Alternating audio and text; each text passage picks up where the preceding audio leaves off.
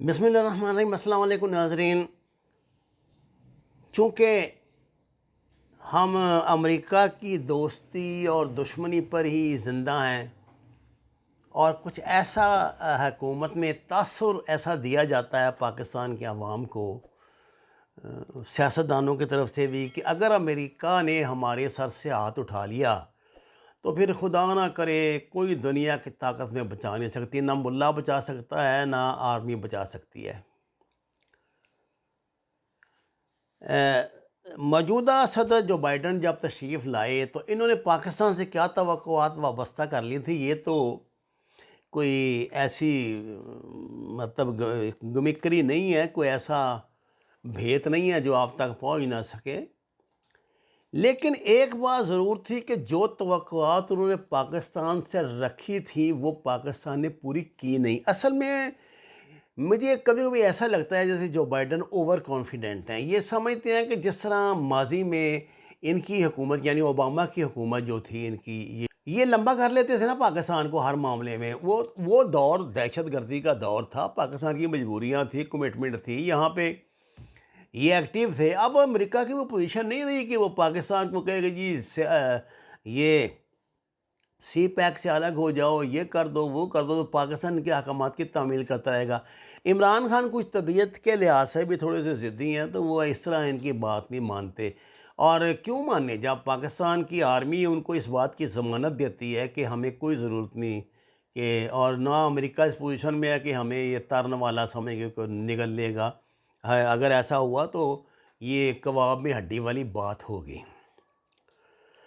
اچھا، یہ جو حکمران ہوتے ہیں نا، یہ اپنا جیسچر دینے کے لیے نا عجیب و غریب حرکتیں کرتے ہیں۔ میں امریکن حکمرانوں کے کہتا ہوں، پچھلا جو بادشاہ تھا اوباما، اس نے ناشتے پہ بلاور زرداری کو بلا دیا تھا، نواز شریف کو نہیں بلایا تھا۔ یہ ہماری اوقات ہی اتنی سمجھتے ہیں کہ جس طرح ہمارے یہاں ہمارا کلچر ہے نا کہ رشتہ دار کسی کو اور لڑکی کی منگنی میں یا سنتوں پر بھی نہ بلائے تو زندگی موت کا مسئلہ بن جاتا ہے، ڈانگیں نکل آتی ہیں۔ بالکل اسی ذہنیت کی سیاست ہمارے ملک میں ہوتی ہے۔ اب انہوں نے ماحولیاتی جو تبدیلیوں کے حوالے سے سربراہ کانفرنس جو کی ہے، اس نے جو بائیڈن نے، اس میں 40 ممالک کے سربراہوں کو بلایا ہے۔ ان میں عمران خان شامل نہیں ہے، ان میں طیب اردگان شامل ہے، ان میں حسینہ واجد شامل ہے، ان میں ان کا پپو جو ہے وہ تو ہے ہی ہے شامل، لیکن ان میں اس خطے میں یعنی سری لنکا بھی کبھی شامل ہیں، لیکن اس خطے سے انہوں نے پاکستان کو شامل نہیں کیا۔ اب وہ اس سے کیا جیسا دینا چاہتے ہیں مجھے نہیں پتا۔ لیکن دوسری طرف ہم دیکھتے ہیں کہ خدا جانے ہماری کوئی اس میں فورن پالیسی میں کوئی خلا ہے یا ہم پہلے جیسے چلاک ہوشیار نہیں رہے۔ یہ جو تھوڑا عرصہ میں نے دیکھا ہے، اس میں شاہ محمود قریشی کچھ ایکٹیو بھی نظر نہیں آ رہے۔ ایسا لگتا ہے کہ جیسے پالیسی یہ فورن پالیسی ان سے شفٹ ہو کے انہی کے پاس چلی گئی ہے جو فورن پالیسی کی ترجیحات طے کرتے ہیں، اور آپ ان کو جانتے ہیں۔ اب ان کی ترجیحات کیا ہیں یہ تو سمجھ میں آنے والی بات نہیں ہے، لیکن ایک بات بہت زبردست ہو گئی ہے۔ بظاہر تو ہمیں تاثر یہ مل رہا ہے کہ ہم پاکستان جو ہے وہ جناب چین کی محبت میں امریکہ سے الوداع کہہ رہا ہے اور چین کے ساتھ پورا اس کے گروپ میں شامل ہو رہا ہے، لیکن بادیہ نظر میں تو ایسا دکھائی دے رہا ہے جیسے معاملہ الٹ چل رہا ہے۔ چین نے ایران کے ساتھ 25 سال کا ایک پیکٹ کیا ہے، 25 سال کا ان کا یہ اسٹریٹجک پیکٹ ہے، آپ اس کو جو مرضی کہتے رہیں، اور چین نے کہا ہے اس کا کہ یہ ہمارا اسٹریٹجک پارٹنر ہے۔ اس مرحلے پہ چینی وزیر خارجہ نے ایک فقرہ ایسا کہہ دیا ہے جس نے ہر پاکستان کو پریشان کر دیا۔ انہوں نے کہا کہ ایران جو ہے نا جی وہ اپنے فیصلے آزادی کے ساتھ کرتا ہے، ایسے ممالک کی طرح نہیں جو ایک فون کال پر موقف بدل لیتے ہیں۔ اب ہم اپنے حسن ظن سے یہ سمجھتے ہیں کہ یہ پاکستان کو نہیں کہا انہوں نے، اپنے حسن ظن سے ہم یہ سمجھ لیتے ہیں۔ ساتھ پہلے تو کچھ دیر کے لیے بھول جائیے کہ آپ کا تعلق کس سیاسی جماعت کے ساتھ ہے، پلیز۔ یہ ایک کاپی معاملہ ہے۔ دوسری بات یہ ہے کہ خارجہ پالیسی میں اسٹیبلشمنٹ یعنی فوج اور دفتر خارجہ کی سول بیوروکریسی کا اہم ترین کردار رہا ہے۔ میں نے کہا نا، مجھے تو ایسے لگتا ہے جیسے شفٹ ہو گئی ہے اس طرف یہ اب، اس لیے فیصلوں کے نتائج کی بیشتر ذمہ داری اسی پر عائد ہوتی ہے۔ اب آئیے دونوں خبروں کی جانب۔ چند روز پہلے امریکی صدر نے اپنے پریس ٹاک میں یہ واضح کر دیا ہے کہ وہ چین کے ساتھ سخت رویہ اپنانے کا ارادہ رکھتے ہیں اور وہ ہر ممکن حد تک چین کا راستہ روکیں گے۔ گویا نہ صرف چین بلکہ اس کے اتحادی ممالک کے لیے بھی مشکلات پیدا کی جائیں گی۔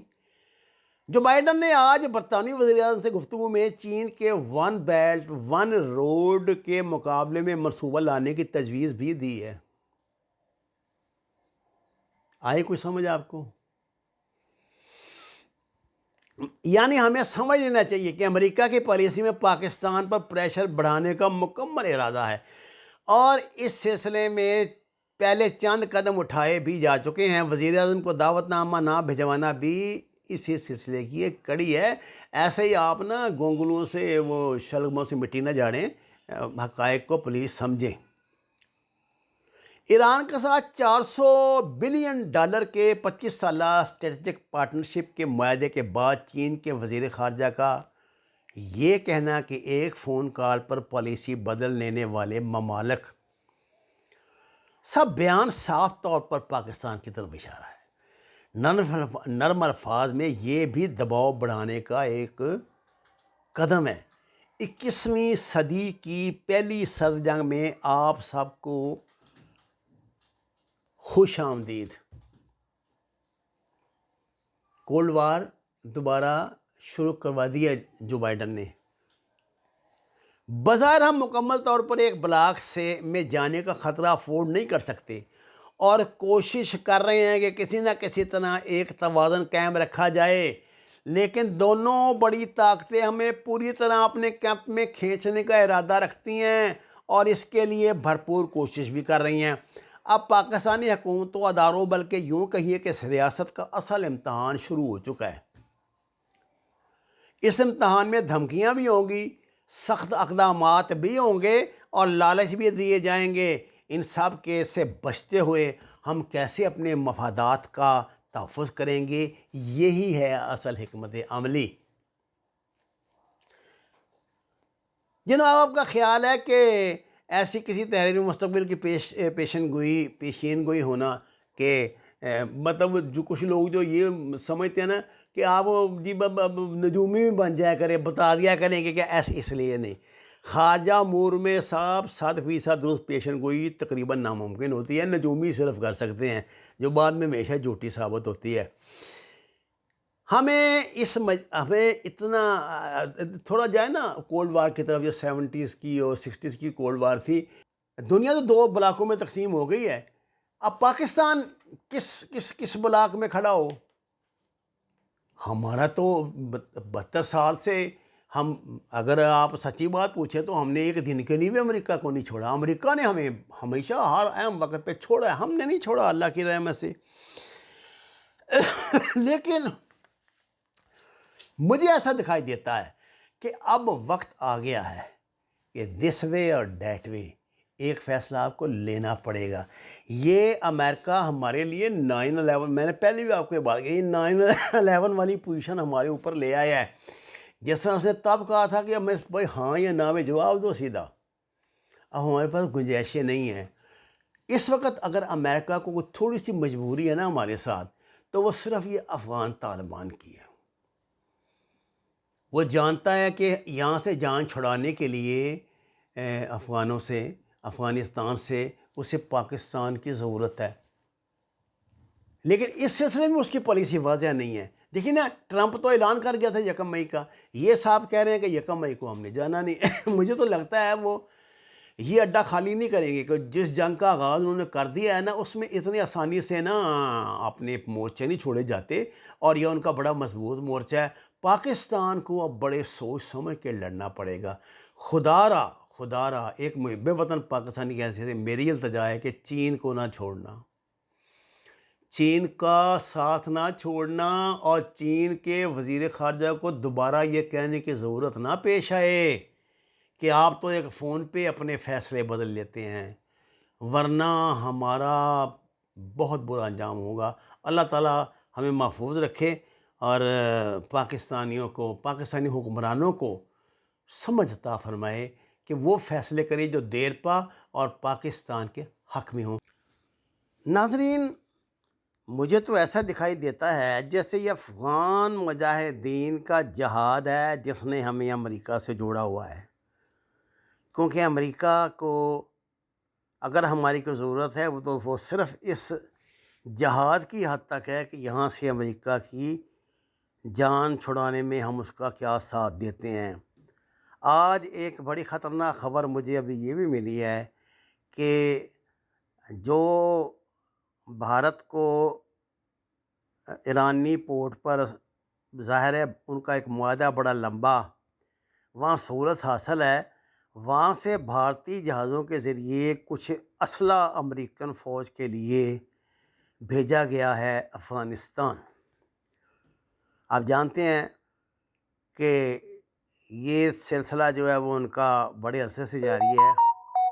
اور دوسری اہم بات آپ کی خدمت میں عرض کر دوں کہ پچھلے میرا خیال سال ڈیڑھ سال سے امریکن سفیر بھی پاکستان میں نہیں ہے۔ یہ جو ان کا ایمبیسی ہے نہیں ہے اسلام آباد میں، اس میں امریکن سفیر بھی ہے، سفیر بھی موجود نہیں ہے۔ اس سے آپ اندازہ فرما لیں کہ وہ ہمارے ساتھ تعلقات میں کتنے سیریس ہیں، اور اب یہ مرحلہ آ گیا ہے کہ ہم چینی وزیر خارجہ کے اس بیان کو سیریس لیں۔